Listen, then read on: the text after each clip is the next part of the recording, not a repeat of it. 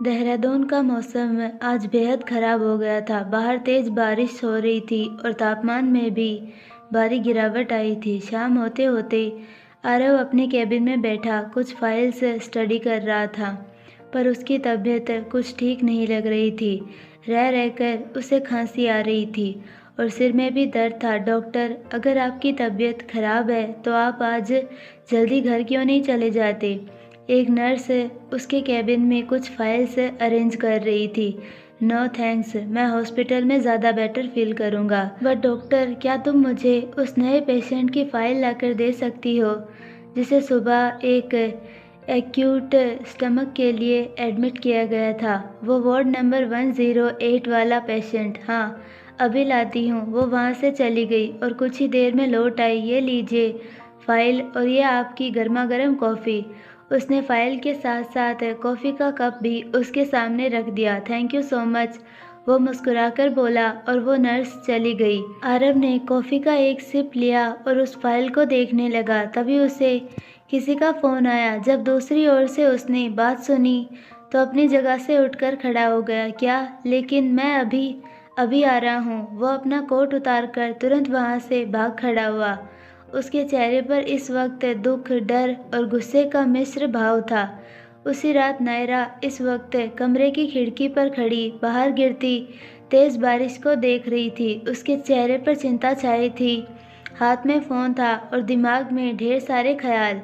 पर उसने किसी तरह सारे ख्यालों को छुटाया और काव्या को कॉल किया। अपने घर में सोने की तैयारी करती काव्या ने तुरंत फ़ोन उठा लिया। नायरा, इतनी रात गए फ़ोन कर रही हो, सब ठीक है ना?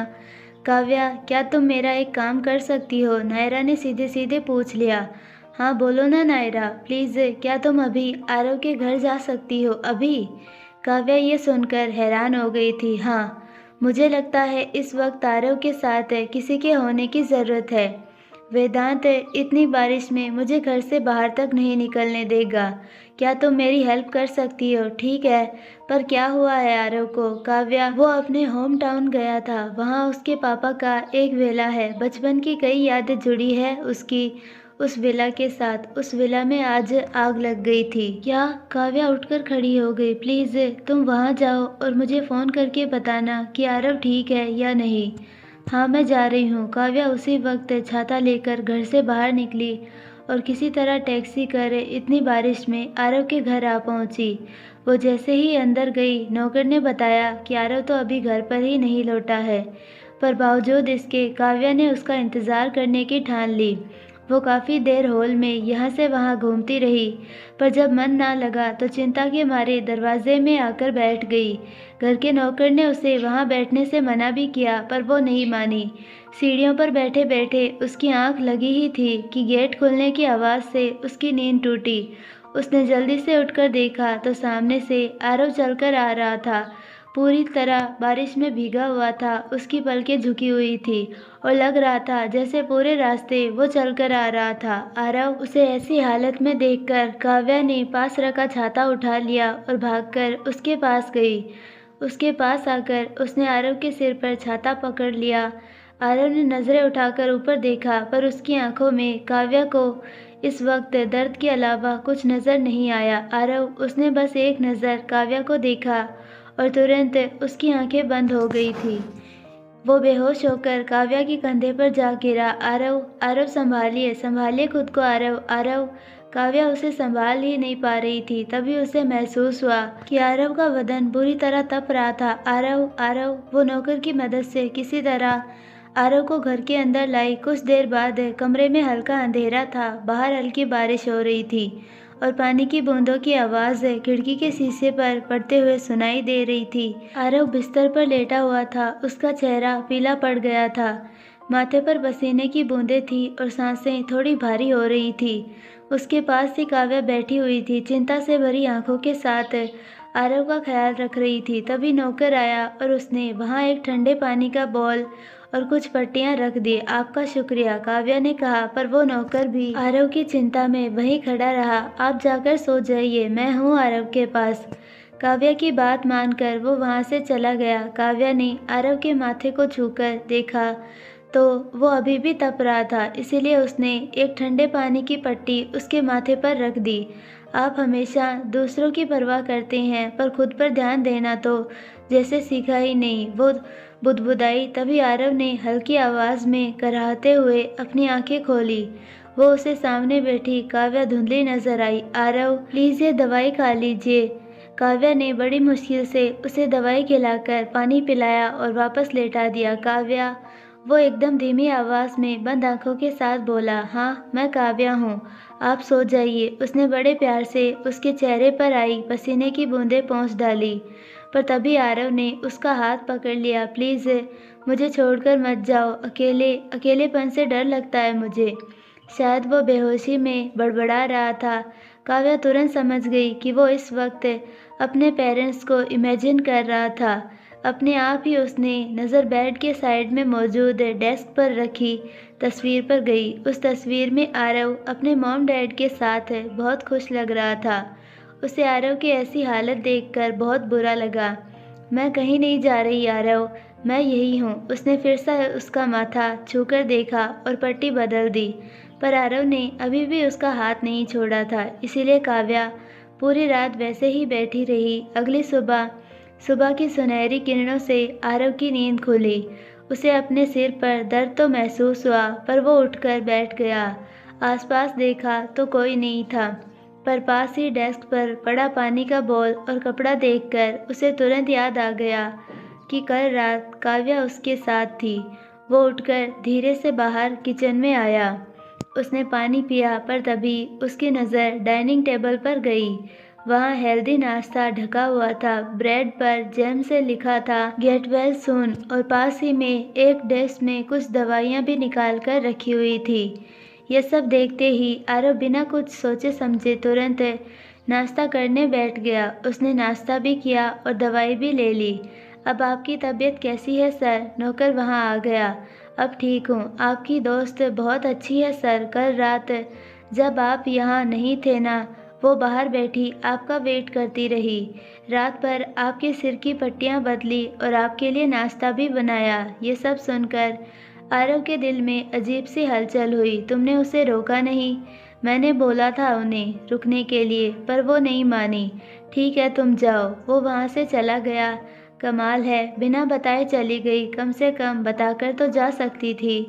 बेहद दुख से बड़बड़ाते हुए उठा, अपने कमरे की ओर चल दिया। शाम का समय, आसमान में घुला हुआ हल्का सा सुनहरा और गुलाबी रंग, और रुद्र और शिवानी की सगाई का फंक्शन। आज की शाम में खुशियों से भरी होने वाली थी। सगाई का फंक्शन एक भव्य गार्डन हॉल में रखा गया था, जो खूबसूरती से सजा था।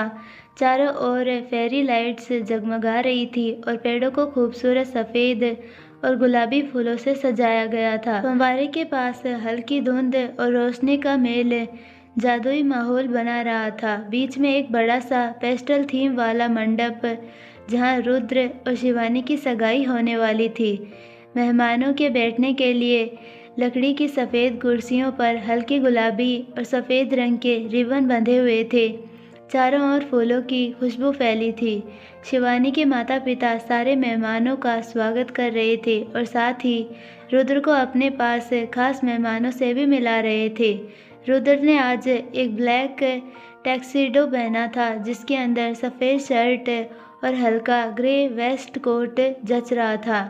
उसके बाल पूरी तरह से सेट थे और उसके चेहरे पर हल्की सी मुस्कान थी, पर वो कुछ बेचैन सा लग रहा था। तभी उसे वेदांत, आरव और आर्यन गार्डन के बीचों बीच खड़े दिखाई दिए। उन सभी ने नीले रंग की बहुत ही खूबसूरत शेरवानियां पहनी थी, जो सब पर ही बहुत ज़्यादा जच रही थी। डैड, मैं अभी आया। रुद्र किसी तरह शिवानी के पिता के पास से उन सबके पास आया, पर उसके पास आते ही तीनों ने उसकी नर्वसनेस को भांप लिया और आंखों से ही एक दूसरे को इशारा किया।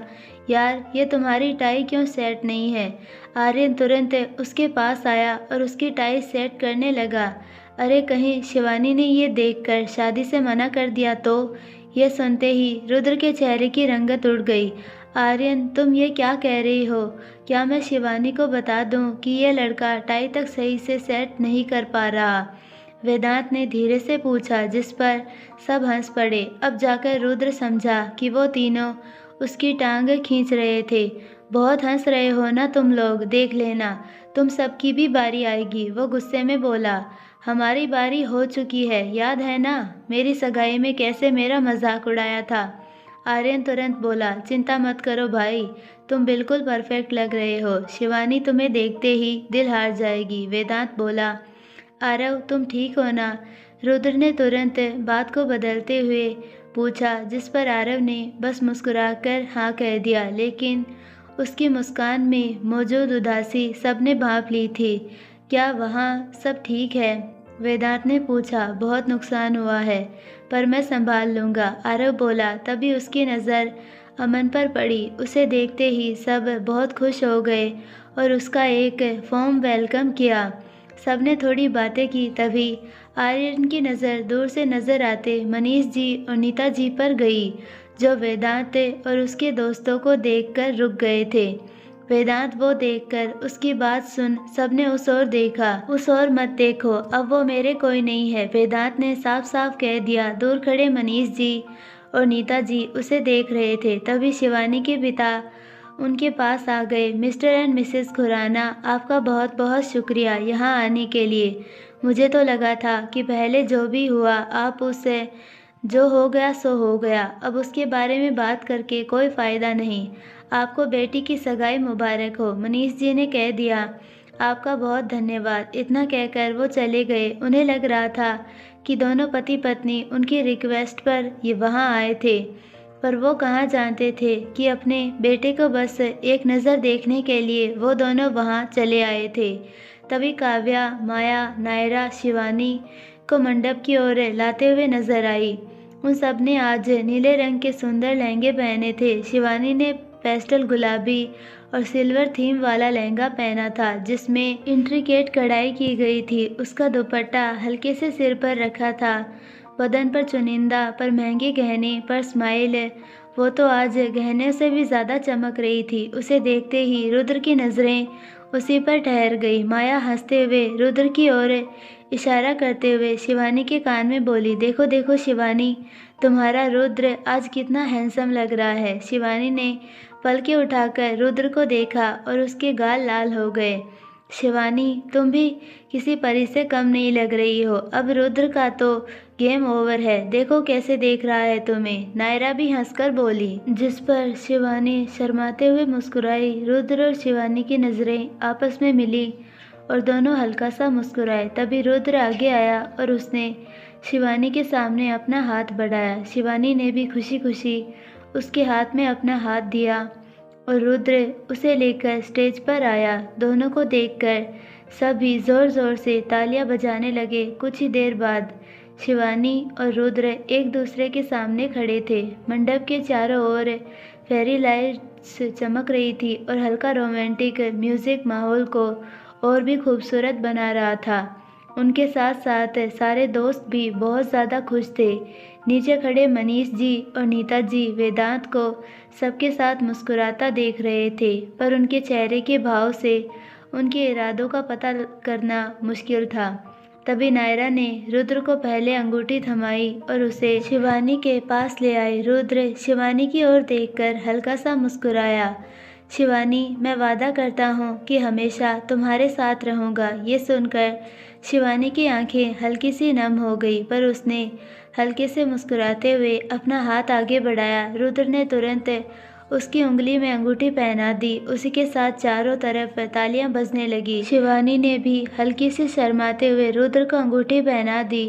सब लोग उसी के साथ खुशी से झूम उठे। हर तरफ फूल और कॉन्फेंटी उड़ने लगे। तभी रुद्र शिवानी के पास आया और उसके गाल को चूमकर बोला, आई लव यू। ये देखकर सब दंग रह गए, पर शिवानी बहुत ज़्यादा शर्मा गई।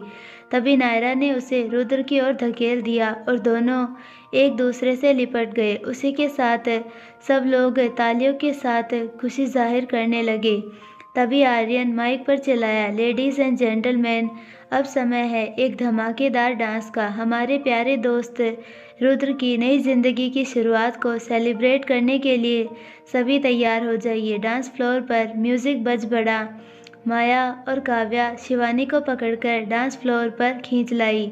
आरव और वेदांत रुद्र को पकड़कर ले आए। सभी दोस्त और कपल्स गाने पर जमकर डांस करने लगे। तभी अचानक से वेदांत की नज़र दूर खड़े अमन पर गई, जिसकी नज़र शायद खुशी से झूमती नायरा पर टिकी थी। उसे ये सब थोड़ा अजीब लगा। तभी नायरा ने भी अमन को देखा और वो भागकर उसके पास गई। उसके लाख मना करने के बावजूद वो उसे खींचकर सबके पास ले आई और खुद उसके साथ नाचने लगी। किसी को समझ नहीं आ रहा था, पर शायद वेदांत अमन की नायरा को लेकर नज़र पहचान पा रहा था। उसके दिल में एक अजीब सी हलचल मच गई थी, पर एकदम से उसकी मुट्ठियाँ भींच गई। शायद उसने ठान लिया था कि आज वो अपने मन में चलते हर सवाल का जवाब पा लेगा। इसीलिए वो सबको चीरकर अमन के पास गया और उसका हाथ पकड़ लिया। उसके ऐसा करने से अमन हैरान हो गया, पर वो कुछ पूछ पाता तभी वेदांत उसे सबके बीच से खींचकर ले गया। सब अपनी धुन में मगन हो गए थे, इसीलिए किसी का उन पर ध्यान नहीं रहा।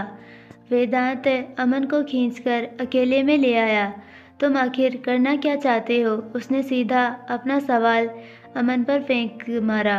मतलब अमन ने सीधे सीधे पूछ लिया। नायरा, उसके बारे में पूछ रहा हूँ। तुम्हारा इरादा क्या है? इरादा है उसकी मदद करने का, अमन ने कह दिया। मैं इस बारे में बात नहीं कर रहा अमन, मैं जानना चाहता हूँ। वेदांत, अमन ने उसकी बात को बीच में काट दिया। मुझे लगता है कि नायरा को लेकर मैंने पहले ही बहुत देर कर दी है, अब और देर करना नहीं चाहता। मतलब ये कि तुमसे वादा है मेरा, कल सुबह नायरा की ज़िंदगी में नई सुबह का सवेरा लेकर आएगी। उसने जैसे ही ये कहा, वेदांत का सारा गुस्सा झट से गायब हो गया और तुम सबको तुम्हारी पहले वाली नायरा वापस मिल जाएगी। एक ऐसी नायरा जो ना तुम्हारे छूने से कतराएगी और ना ही किसी से अपने दिल की बात शेयर करने से। वही नायरा जो ज़िंदगी से भरी थी, वो फिर से तुम्हारे सामने होगी। ये वादा है, डॉक्टर अमन रावत का तुमसे वादा है। वेदांत को उसकी आंखों में दृढ़ निसंकल्प दिखाई दे रहा था। वो वहाँ से चला गया और वेदांत उसे रोक तक ना पाया, पर एक गहरी सोच में डूब गया। वहीं दूसरी ओर नायरा ने काफ़ी ज़्यादा डांस कर लिया, इसीलिए वो भीड़ से दूर आकर ताज़ी हवा में सांस लेने लगी। क्योंकि उसकी सांसें फूल गई थी, खुद को थोड़ा फ्रेश कर वो वापस जा ही रही थी कि एकदम से मनीष जी और नीता जी से टकरा गई। उन्हें सामने देखते ही उसकी आंखें फैल गई।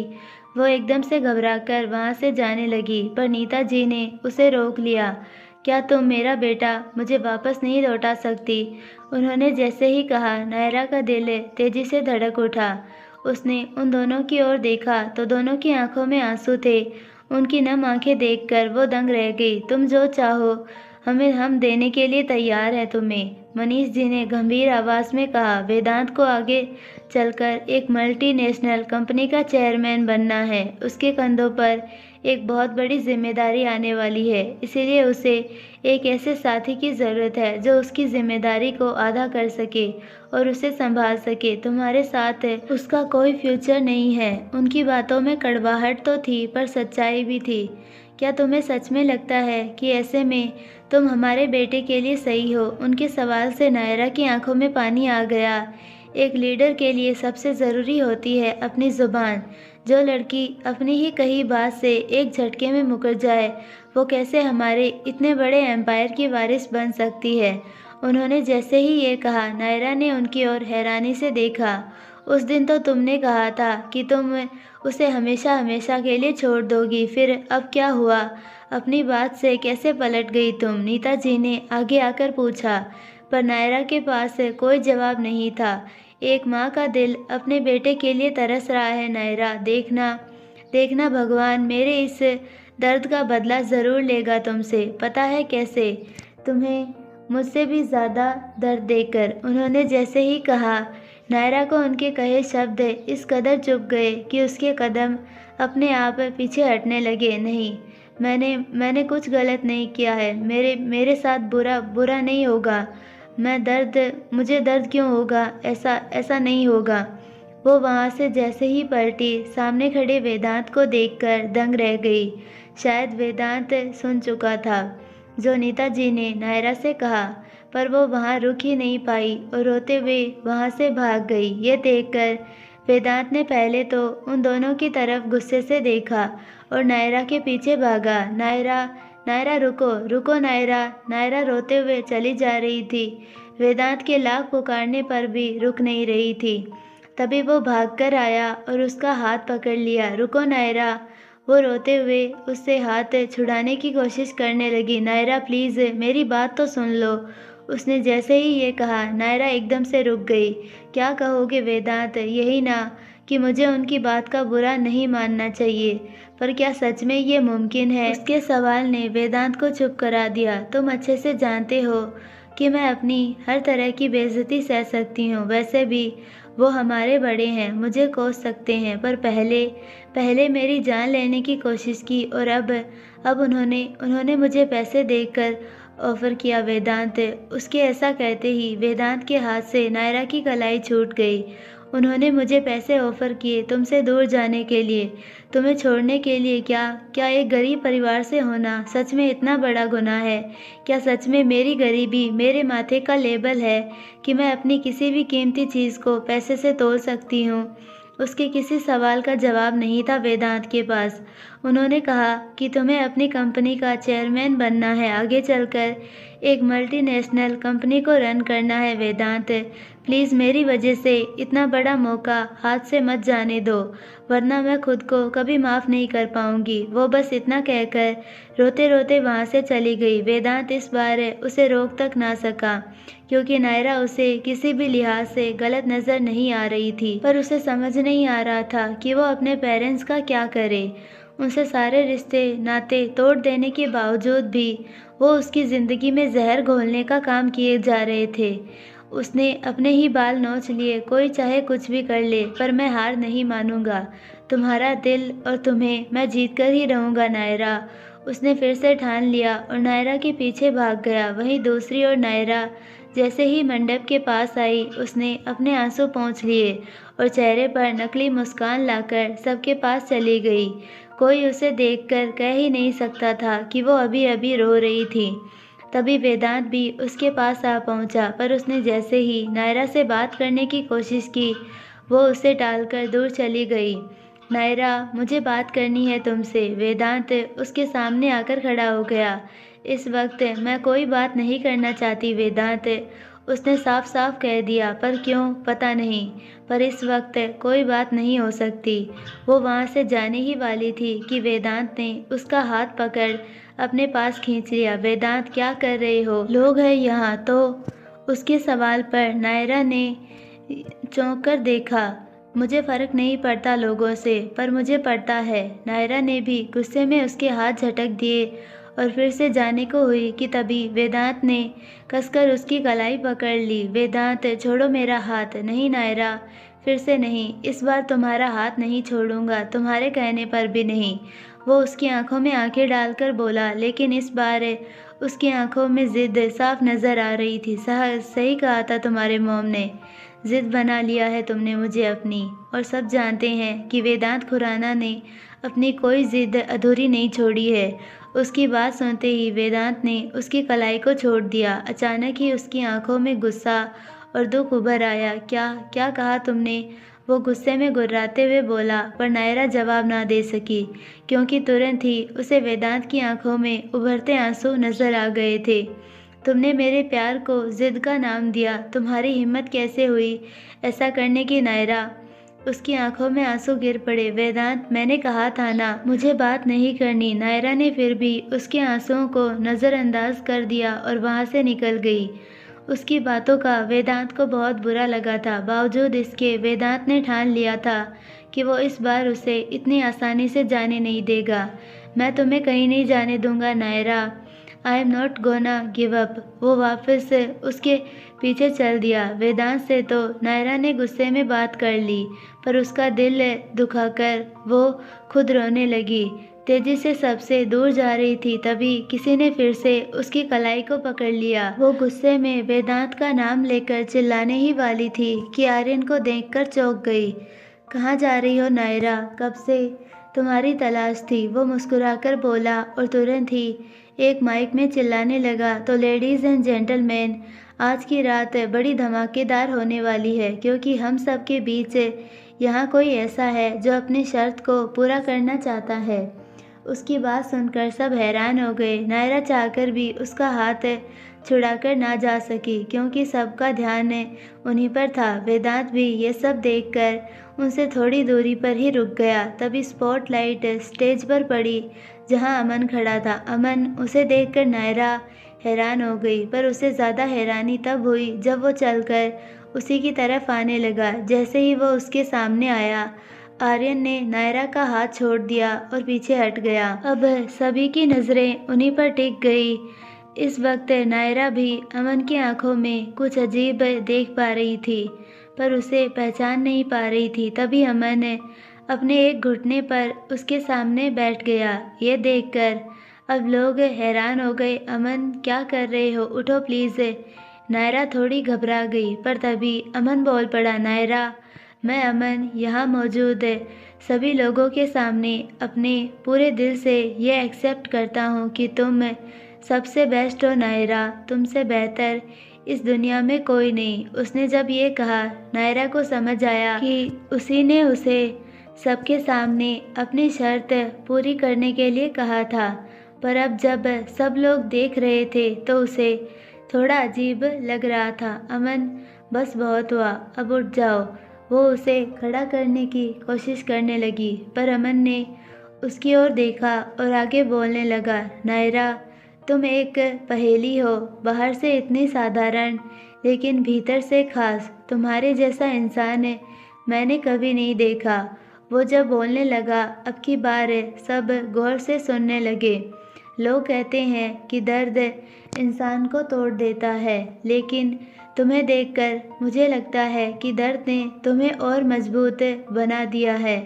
वो जो तुम्हारी आंखों में चमक है, वो सिर्फ जीने की नहीं, दूसरों की ज़िंदगी में रोशनी लाने की है।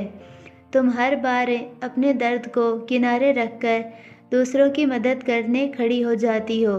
अमन की आंखें हल्की हल्की नम सी होने लगी, पर उसकी बातें आसपास मौजूद लोगों पर गहरा असर करने लगी, खासकर नायरा के दोस्तों पर, क्योंकि वो सब नायरा के इन सभी गुणों से परिचित थे। लोग तुम्हें कमज़ोर समझते हैं, लेकिन मुझे लगता है तुम इस दुनिया की सबसे मजबूत इंसान हो। तुम्हारी ताकत तुम्हारे दिल में है, और जो इतने दर्द के साथ भी प्यार और दया से भरा हो, वो सच में बहुत कमाल का होता है। नायरा अमन की बातें गौर से सुन रही थी, पर समझ नहीं पा रही थी कि अमन उसके बारे में इतना सब कैसे जानता है। मैं जानता हूँ एक दिन तुम अपने सारे सपनों को पूरा करोगी, क्योंकि तुम सिर्फ जीने के लिए नहीं बनी हो, तुम दूसरों को जीना सिखाने के लिए बनी हो। सच में तुम अपने आसपास मौजूद लोगों के लिए वो तोहफा हो जिसे खुद भगवान ने उनकी झोली में डाला है। इसीलिए तुम इस दुनिया की हर खुशी की हकदार हो। 9, 2, 11 एंड आई मीन इट। दुनिया की हर खुशी। वो उठकर नायरा के सामने खड़ा हो गया। नायरा उसकी आंखों में देखती रही। ये अमन इतना सब कुछ क्यों कह रहा है? दूर खड़ा आरव समझ नहीं पा रहा था। ये उसके दिल की बातें हैं, वो एहसास जो वो नायरा के लिए महसूस करता है, क्योंकि वो नायरा से प्यार करता है। पास खड़ी काव्या ने शांति से कहा, लेकिन आरव हैरान हो गया। क्या? पर तुम्हें कैसे पता? क्योंकि अमन की आंखों में दिखता है। क्यों, आपको नहीं दिखता? उसने मुस्कुराकर पूछा। आरव ने अमन की ओर देखा और उसे फिर से काव्या की ओर। कई बार हमारी आंखें वो सब कह देती है जो हमारी ज़ुबान नहीं कह पाती। आंखें काफ़ी होती है, काव्या ने उसकी ओर देखकर कहा, पर उसकी ये बात सुनकर ना जाने क्यों आरव के सीने में एक अजीब सा एहसास हुआ। वो भी 2 पल के लिए उसे देखता रहा। तुम एक बहुत स्ट्रॉन्ग लड़की हो नायरा, अपनी परेशानियों से भागो मत, उनका सामना करो और अपना प्यार उसका भी सामना करो। अगर प्यार से हाथ छुड़ाकर भागोगी तो उसे खो बैठोगी। उसने जैसे ही कहा, नायरा ने हैरानी से उसकी ओर देखा। सच्चा प्यार हर किसी की किस्मत में नहीं होता और ना ही कोई किसी को अपनी पूरी ज़िंदगी चाहता है। जब ऐसा इंसान मिला है तो उसे जाने मत दो। वो सुनकर नायरा ने दूर खड़े वेदांत को देखा, जो अभी भी उसे ही देख रहा था। तभी उसे उसी से थोड़ी दूरी पर खड़े उसके माता पिता नज़र आ गए। उन्हें देखते ही वो थोड़ी परेशान हो गई। लेकिन अमन, नहीं नायरा, इस बार नहीं, अब और मत भागो। जो तुम्हारा है उस पर अपना हक हासिल कर लो। मैं हर कदम पर तुम्हारा साथ दूंगा। उसने अपनी आंखों से ही उसे अश्योर किया, पर नायरा की आंखों से आंसू गिर पड़े। पर वो मुस्कुराया और सबकी ओर पलटकर बोला, तो इस लूज़र की तरफ से इस विनर के लिए एक छोटा सा तोहफा। Lights and music please. उसने जैसे ही कहा, लाइट्स डिम हो गई और म्यूज़िक प्ले हुआ। उसे देखकर सब लोग अपने आप उसके साथ जुड़ गए, पर वेदांत अब अच्छे से समझ रहा था कि वो क्या करने की कोशिश में लगा है। आरव, रुद्र और आर्यन भी उसके साथ आ गए, पर अमन वेदांत के पास गया और उसे खींचकर सबके साथ ले गया। वेदांत की नम आंखें देखकर नायरा की आंखों में आंसू आ रहे थे। बड़ी मुश्किल से उसने उन्हें काबू किया। अमन ने नायरा का हाथ पकड़ा, उसे खींचकर वेदांत के पास लाया और उसकी ओर धकेल दिया। वेदांत ने उसे आसानी से संभाल लिया। वो वहाँ से दूर जाने ही वाला था कि माया उसके सामने आकर खड़ी हो गई। फिर काव्या उनसे दूर जाने के लिए वो पलटी तो वेदांत से टकरा गई और अब उसके कदम आगे ना बढ़ सके। यह देखकर सभी ने राहत की सांस ली, क्योंकि नायरा रोते रोते वेदांत के गले लग गई। अमन हंस पड़ा, लेकिन उसकी हंसी में भी उदासी भरी हुई थी। तभी आरव, आर्यन उसे सबके पास से खींच लाए। Thank you so much. Aman को देखते ही वेदांत ने उसे गले लगा लिया। नायरा ने भी मुस्कुराकर उसकी ओर देखा। उसने बड़े प्यार से उसके गाल को छुआ और उसका हाथ वेदांत के हाथ में रख दिया। I am so sorry, please मुझे माफ़ कर दो। नायरा वेदांत के गले लग गई। ये देखकर सब बहुत खुश हो गए, पर अमन मुस्कुराते हुए पीछे हट गया। वो दूर से नायरा को मुस्कुराते हुए देखता रहा। आई होप आपको ये पार्ट पसंद आया होगा। अगर पसंद आया है तो प्लीज़ वीडियो को लाइक, शेयर और चैनल को सब्सक्राइब ज़रूर कीजिए और बेल आइकन नोटिफिकेशन को ऑल पर सेलेक्ट कर दीजिए, ताकि हमारी सारी वीडियोज़ की नोटिफिकेशन आपको मिलती रहे। मिलते हैं नेक्स्ट पार्ट में, तब तक के लिए बाय।